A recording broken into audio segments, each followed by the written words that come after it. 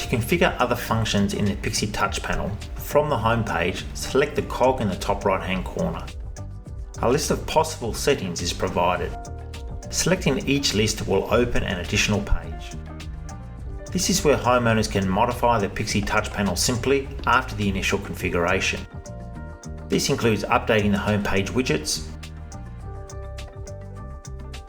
reconfiguring the multifunction buttons, configuring the screensaver functions, including which built-in pictures to show,